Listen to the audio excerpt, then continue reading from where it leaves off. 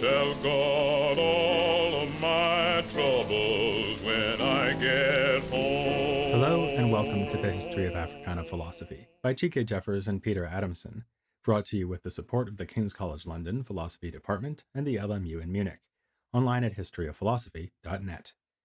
Today's episode, Unnatural Causes, Hosea Easton's Treatise. In recent episodes, we've been considering some pretty underappreciated and relatively unknown figures. Consider David Walker. Experts in African American history certainly do appreciate and know about him, to the point that one encyclopedia entry on Walker begins by describing him as perhaps the most influential African American author in the 19th century. And closer to his own time, no less a figure than Frederick Douglass said that Walker's appeal against slavery startled the land like a trump of coming judgment. Yet today, most people are much, much more likely to know about Douglass than Walker. And that goes double for Maria W. Stewart. She may have been the first American-born woman of any race to give public speeches, and as noted in the aforementioned encyclopedia, one of the first African-American women to consciously write about political matters. But Stewart is far from being well known today. And unlike Walker, her significance was underrated even back in the 19th century. After her farewell speech in Boston and departure for New York in 1833, her bold efforts soon became mostly forgotten. In 1878, almost 4 decades after the death of her husband, a change in the law finally allowed her to collect her widow's pension. With the proceeds, she published her collected speeches and older writings, along with more recent autobiographical reflections. That was in 1879, the same year as her death. She went to the next world, still seeking to make her mark on this one. If Walker and Stewart are not well remembered, however, they are positively household names compared to Hosea Easton. Like them, he was active in the black community of Boston around the year 1830. Our focus in recent episodes on this city, by the way, is not because that's where I'm from. Well, okay, not only for that reason. Well, you might wonder, though, especially when you notice that the encyclopedia we mentioned gives Easton no entry at all, why is it that we are devoting a whole episode to this most obscure of my 3 fellow Bostonians? We can start answering that question by quoting Bruce Dane, one of the few scholars to pay serious attention to Easton. In his book, A Hideous Monster of the Mind, American Race Theory in the Early Republic, Dane confidently asserts that, with his 1837 treatise, Hosea Easton became the first African American to articulate a systematic theory of race. Dane is referring to the exploration of race and racism in Easton's most important work, his Treatise on the Intellectual Character and Civil and Political Condition of the Colored People of the United States and the Prejudice Exercised Toward Them. Dane's claim is pretty bold, given how strongly Walker, Stewart, and others before them had concerned themselves with the topic of racial difference. Indeed, we're not quite sure we would go along with Dane on this, but we do agree with him that Easton was an uncommonly systematic thinker, one who opposed slavery and racial discrimination with creative and challenging ideas and arguments about the nature of race and racial prejudice. Take Easton's consideration of whether prejudice against his people is caused by the physical difference of color, as he thinks most people suppose. If so, we might pessimistically conclude that there is an insurmountable barrier to functional social and political relations between white and black Americans. After all, black people can hardly change the color of their skins. Easton argues against this common assumption in 2 steps, invoking abstract laws concerning the nature of things. The first law is, as he puts it, that effects partake of their parent cause in nature and quantity. In other words, more intense causes produce stronger effects. In the case of skin color, if it were the cause of racial prejudice, we should see a tight correspondence between darker skin and more intense prejudice. Easton denies, however, that this is how American racism works. Even being as white in appearance as someone of European ancestry, or whiter still, is no protection from prejudice as intense as that suffered by those with the darkest skin. All that matters is recent African ancestry. His second law is that which cannot be contemplated as a principle abstractly cannot be an efficient cause of anything. Easton's idea here is that there are active principles, which are real causes, and passive principles, which depend on active principles for their existence, and thus are only imagined to be causes. Active principles, Easton argues, must possess a power of activity independent of bodies that live, die, and decompose. Skin color is not independent in this way, and thus can only be an imaginary cause of prejudice. We may usefully recognize it as, in his words, a trait by which a principle is identified, but we must go beyond this surface level identification, this literally skin deep veneer, in order to recognize the true principle of which it is but a mere sign. Having thus objected in these two ways to the idea of skin color as the cause of prejudice, he clarifies that slavery is the real cause. Slavery efficiently causes prejudice that can equally victimize people regardless of how dark their skin is, and slavery acts in a manner independent of the body. It's easy to think of objections to Easton's argument, starting with his empirical claim about skin color. Is it really true that darker skin does not provoke greater prejudice? It may seem to do so today, though we should bear in mind that in Easton's time, lighter skin was no shield against being enslaved. Then also, why exactly can't that which dies and decomposes be an active principle? Perhaps he has in mind something like this. If you punch a wall, it's not the wall that causes the punching, and not even your fist, but your soul, which commanded your fist to move. Not a claim that all would endorse, but plenty of philosophers throughout history have done so. In any case, Easton's effort here towards systematic argument shows how he founded a plausible cultural claim that slavery rather than skin color is the ultimate foundation of racial prejudice against African Americans on philosophical principles. It seems that historians of Africana philosophy can find in Easton a rich and barely touched resource. Easton was born in 1798 in what is today Brockton, Massachusetts, south of Boston. He was the seventh and last child of James and Sarah Easton, both of whom were, like their children, born free. Indeed, Easton mentions in his treatise that he is of the third generation from slave parents, possibly suggesting that not only both of his parents, but all of his grandparents were born free. Historians take his father, James Easton, to be descended from slaves emancipated by Quakers in the late 17th century. Like the similarly named James Forten, whom we have discussed in past episodes, James Easton served the colonial cause during the Revolutionary War and managed afterward to achieve a noteworthy measure of financial success. The elder Easton worked as a blacksmith, but grew his business to the point where he would be more appropriately called a general contractor for a construction company. He was well respected and friendly with other important people of the time and place, like Paul Cuffey. From his parents, young Hosea Easton learned powerful lessons about challenging racism and uplifting the black community. First of all, the Easton family has the remarkable distinction of having engaged in the first recorded sit-ins in American history. Sometime before Hosea was born, the church they attended installed a porch for the seating of black attendants, thus segregating the congregation. The Eastons refused to sit there and had to be physically removed from their seating in the white section of the church. Later, when Hosea was a child, the family purchased a pew in a different church. When racist parishioners poured tar on it, the Eastons responded by bringing their own seats. Prevented from setting these up, they sat in the aisle. They kept this up until they were formally expelled from the church. One can only imagine the deep impact that being part of this dramatic protest had on the young Hosea. And we don't have to imagine the impact of another event on Hosea, as it is discussed in his treatise. The elder Easton decided sometime around the end of the first decade of the 19th century to turn his factory for ironworking into a school focused on manual labor. In addition to smithing, student laborers attending the school learned farming, shoemaking, reading, writing, and arithmetic. It was a visionary approach to black education, coming long before similar efforts later on in the century. James poured time and money into the school, while Hosea and his brothers were among those who learned there.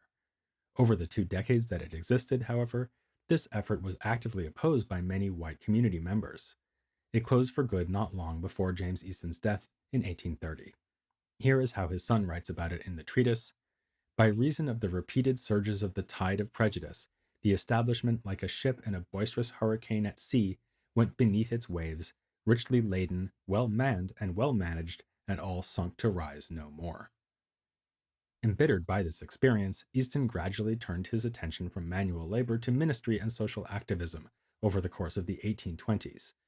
With his wife Louisa, he moved to Boston, and while preparing for ministry, became a prominent community member. He was, for example, involved in the Massachusetts General Colored Association, one of multiple ways he came into contact with Walker. As another example of their connection, in March of 1828, Easton chaired a meeting in support of the newspaper Freedom's Journal, at which Walker spoke. Easton himself soon proved to be a public speaker in demand.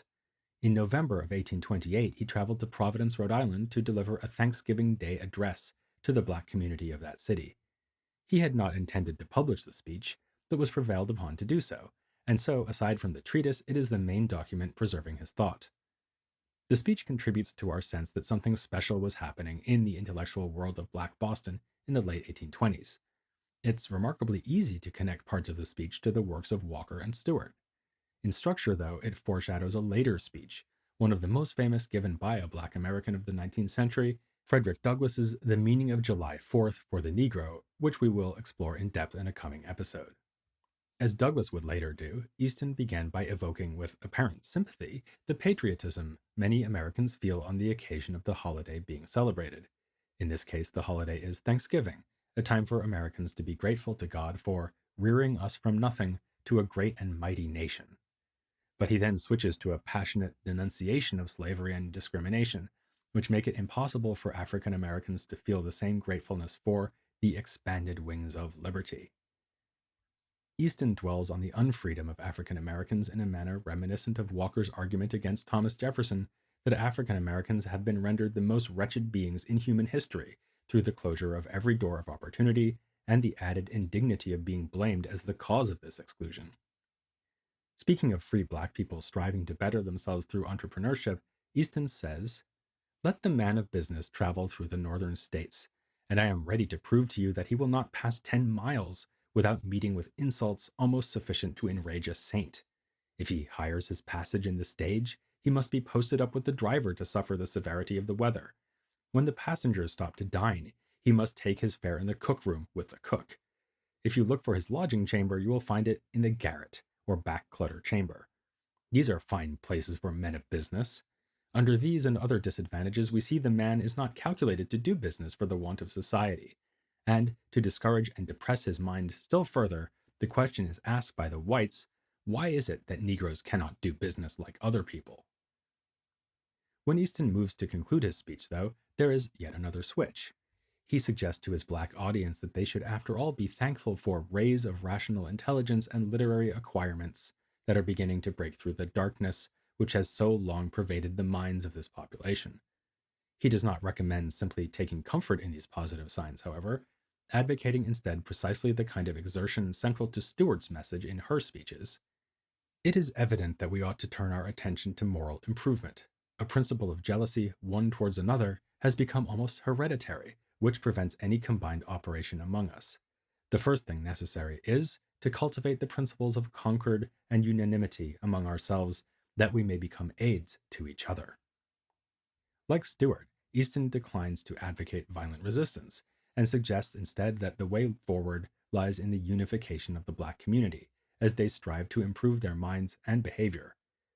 Despite the similarities, and despite the fact that we know Easton was in contact with Walker and probably with Stewart, it would be questionable to treat these similarities as evidence of actual influence of those two thinkers on Easton.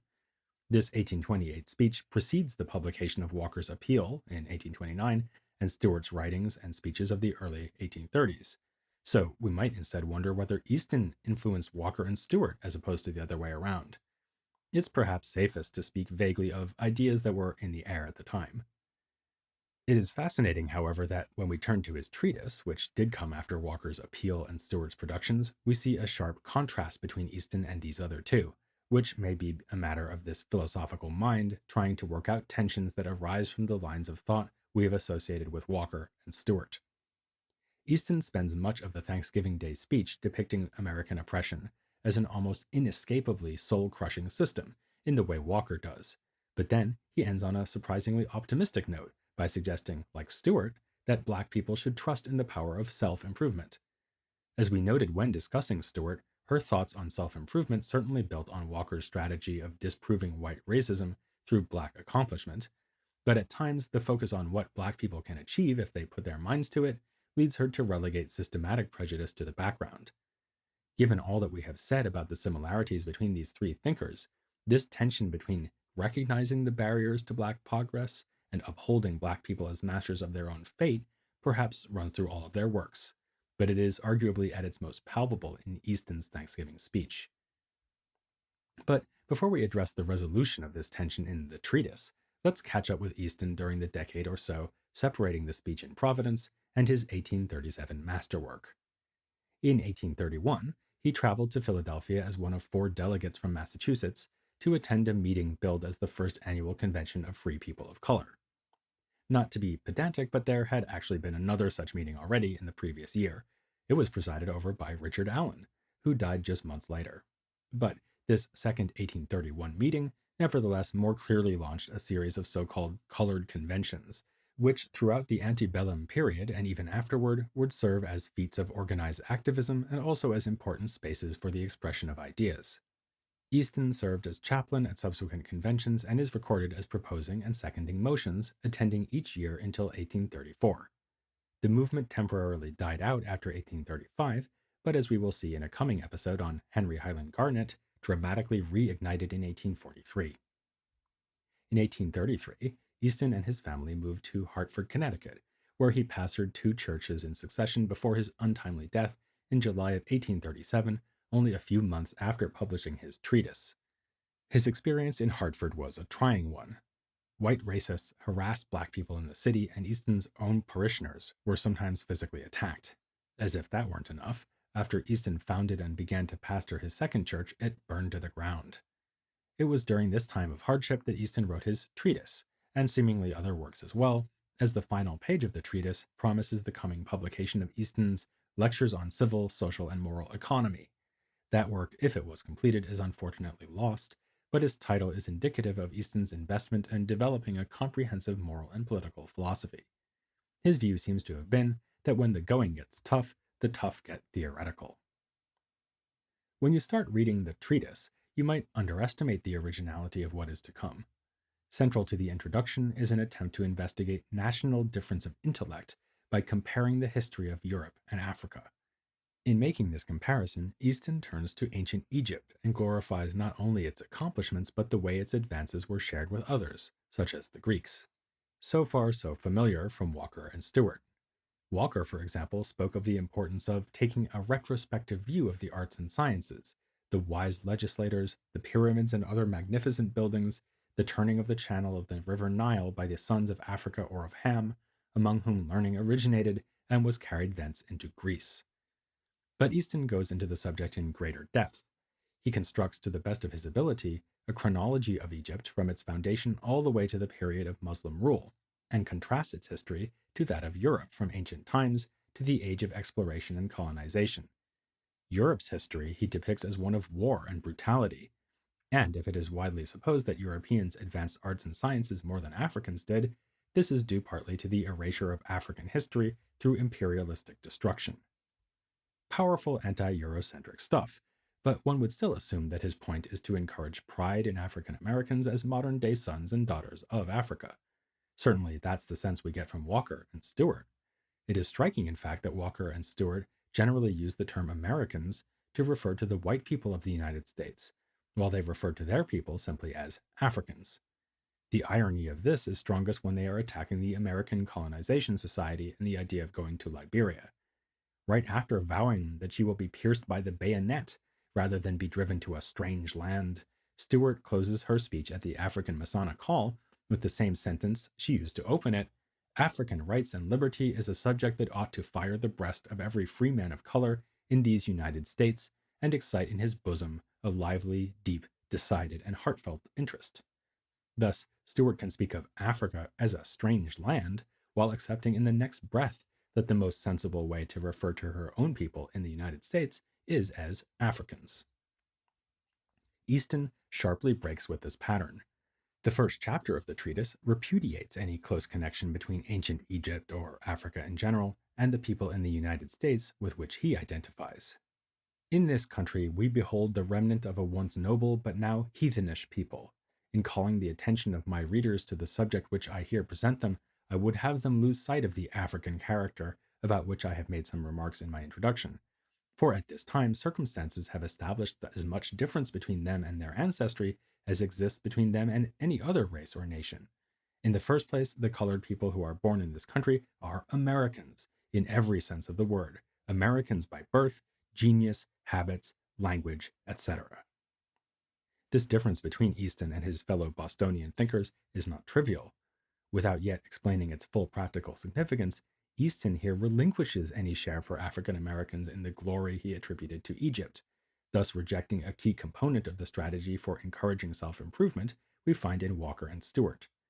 But why bother with an Afrocentric account of ancient Egypt's greatness if this is irrelevant to the character and potential of African Americans? The reason is that, in the introduction, his goal was to clear away the myth of inherent white superiority. He opened the introduction by assuming as given the biblical claim that God hath made of one blood all nations of men for to dwell on all the face of the earth. Just as some species of flower come in varying colors, so do human beings. This is the result of the desire for variety that impels nature, which is a principle of activity that Easton treats as created and empowered by God, not as identical to him. But while nature has the power to produce such physical variation, Easton says he cannot believe that nature has anything to do in variegating intellect. A fundamental feature of the nature of things, in his view, is that mind can act on matter, but matter cannot act upon mind. Remember again his insistence that only things independent from bodies are active causes. So nature, whose domain of activity is matter, does not produce variation in intellect. But we cannot attribute this variation to God either, because God's works are perfect and do not vary from superior to inferior. This means that human intellect, as initially created by God, admitted of no variation in quality. It is the fall from grace that produced intellectual variation. Easton's glorification of ancient Egypt illustrates this point. It proves that the myth of white superiority is just that, a myth, as Africans can achieve and display intellectual attainments matching and exceeding those attained by Europeans. But having established that in the introduction, he has other fish to fry in the first chapter. He admits real, non-mythical inferiority among African Americans, which he believes to result from the evil of slavery. This is undoubtedly the most controversial aspect of the treatise, and possibly an aspect of the book that was unappealing to readers, which may help explain its obscurity. Easton affirms the intellectual and physical inferiority of the slave population. With respect to physical features, he recapitulates descriptions by white authors of contracted and sloped foreheads, prominent eyeballs, projecting underjaw, certain distended muscles about the mouth or lower parts of the face, thick lips and fat nose, hips and rump projecting, crooked shins, flat feet with large projecting heels. He accepts both this and descriptions of intellectual inferiority, but calls it bad grace to speak so derisively of deformities that originate in the acts of white people themselves. It is not Easton's intention to disparage black people as a race. Indeed, part of his point is that the intellectual and physical inferiority of the slave population can be accounted for without imputing it to an original hereditary cause, as white racists do. He turns to the biology of pregnancy to reveal just how powerful the ill effects of slavery are. Easton compares the emotional support and nutritious food required for healthy pregnancy with the sights, sounds, and sufferings experienced by an enslaved pregnant woman, concluding that it is impossible to avoid the consequence of deficiencies in the children born from such pregnancies. Once again, raising his argument to the level of metaphysical generality, he writes, "If we are permitted to decide that natural causes produce natural effects, then it must be equally true that unnatural causes produce unnatural effects. The slave system is an unnatural cause, and has produced its unnatural effects, as displayed in the deformity of 2.5 millions of beings who have been under its soul and body destroying influence lineally for near 300 years." Over the course of the book's remaining 3 chapters, Easton elaborates a theory of the relationship between legal and political structures on the one hand, and what he calls public sentiment on the other hand. Public sentiment, as he explains in the introduction, is founded on the real or imaginary interests of parties, whose individual interests are identified one with another. When these individuals identifying with each other's interests have high ideals, societies are improved. Though when public sentiment is corrupted by greed and malice, no legal and political structure can withstand the pernicious effects. As he puts it, good laws and a good form of government are of but very little use to a wicked people.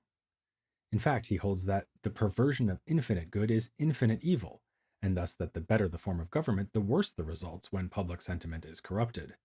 Thus, the republicanism of the United States is no blessing while slavery rules through public sentiment. We've already explored his argument for slavery as the root of prejudice, but we should add a further point, namely his distinction between malignant prejudice and forms that are harmless, or which are harmful but rooted in mistaken belief or ignorance, rather than ill will. Anti-Irish prejudice, for instance, is rooted in different manners and religion, so as not to be malignant, because it easily fades in the wake of Irish assimilation. Prejudice against Native Americans, by contrast, is malignant, but Easton claims it only rears its ugly head when they show signs of national life and thus threaten to recover their rightful possessions. Anti-Black prejudice is something worse, a persistent attitude targeting a people who have lost their homeland beyond possible recovery and are not allowed to become American through assimilation. There is much of philosophical interest throughout these discussions, from the philosophy of language involved in Easton's analysis of how the N-word operates as a slur, to the way he views mind as acting on matter when prejudice leads bright young people toward an early grave. But where does all this lead him in terms of the question of a practical solution? Remember the tension in his Thanksgiving Day speech with its hopeful preaching of self-improvement in the face of systematic oppression and exclusion. In the treatise, Easton radically departs from Walker and Stewart by refusing to lay any responsibility on African Americans themselves. He advocates neither violent resistance nor uplift through increasing knowledge and better behavior. The inferiority inculcated through the practice of slavery can and must be reversed, and there is only one way to do it: white Americans must pursue immediate emancipation and then subsequently commit to ongoing efforts at repair. All the elements of his view, as expressed in what has come before, join together in this proposal of the concluding fourth chapter. He emphasizes once again that Black Americans are Americans, not Africans. In fact, he even claims that there is not a drop of African blood flowing in the veins of an American-born child, though black as jet. His argument is that, even for the slave born in Africa, exposure to the food, climate, and surroundings of America has an effect that changes the body. By the time we're speaking of children born in America, it is meaningless in his view to say they are African by blood. As Americans in every sense of the term, these people clearly merit every right and opportunity available to other Americans. But what about the idea that the slaves are not immediately fit for freedom, thus requiring a gradual process that will prepare them for that higher state? This is nonsense on Easton's view, even though he has of course admitted the debilitating effects of slavery on the minds and bodies of the enslaved. In fact, he tells the story of visiting New York and hearing of how those set free by the more recent emancipation of slaves in that state are terribly lazy and self-indulgent. This is to be expected, according to Easton, because a slave is metamorphosed into a machine, adapted to a specific operation and propelled by the despotic power of the slave system, which means that when the principles of slavery ceases to act upon him, to the end for which he is a slave, he is left a mere out-of-use wreck of machinery. This debilitation, however, cannot serve as justification for gradual emancipation, because continued slavery is continued debilitation. What this debilitation justifies instead is another claim made by Easton, one that makes him unique among abolitionist thinkers, that emancipation is insufficient for bringing about the end of slavery. For Easton, emancipation embraces the idea that the emancipated must be placed back where slavery found them and restore to them all that slavery has taken away from them. This is, of course, for Easton, not the claim that the emancipated must be returned to Africa, but rather that the emancipated must be helped toward that fullness of humanity that slavery systematically destroyed. He's not very specific about the measures that are needed, but we can imagine that support for projects like his father's school would qualify. Philanthropic efforts of this kind will have physical effects. The countenance which has been cast down hitherto would brighten up with joy. Their narrow foreheads, which have hitherto been contracted for the want of mental exercise, would begin to broaden. Their eyeballs, hitherto strained out to prominence by a frenzy excited by the flourish of the whip, would fall back under a thick foliage of curly eyebrows, indicative of deep, penetrating thought. Easton's unique vision was generally overlooked, as we've already noted. Part of the reason is that he had little opportunity to promote the book and revise it for further editions because of his death just a few months after its publication. George R. Price and James Brewer Stewart, who have done the most to bring Easton to current scholarly attention, speculate that another reason for the fate of the treatise is a change in leadership. Whereas a majority of the leaders we've described in recent episodes have been people born free, as the 19th century wore on, leaders like Frederick Douglass, Harriet Tubman, and Sojourner Truth emerged, and these were former slaves. It is likely, Price and Stewart suggest, that Easton's acceptance of descriptions of the enslaved as inferior won little sympathy in light of this development. Still, one abolitionist leader of the middle of the 19th century remembered Easton fondly. William Cooper Nell was the son of William G. Cooper, yet another figure from Boston. What can I say? It's an amazing city. Who participated in the Massachusetts General Colored Association alongside Easton and Walker. In an 1855 book called The Colored Patriots of the American Revolution, a pioneering work of history by a black author, Nell mentioned James Easton as a veteran of the Revolutionary War. With respect to James' son, Nell wrote, Hosea Easton published a treatise on the intellectual condition of the colored people, in which was shown the heart of a philanthropist and the head of a philosopher. Soon we'll be turning to a more famous man whose writings made him both the head and the heart of the abolitionist movement. We've mentioned him several times in this episode, Frederick Douglass. But before we meet him, we want to look back over the significance of earlier 19th century Africana thought. For that purpose, we'll be hearing from an expert on this period and African American political thought more generally, Melvin Rogers. He's from New York, but don't let that stop you from joining us and him on the next episode of The History of Africana Philosophy. I'm gonna tell God all of my troubles.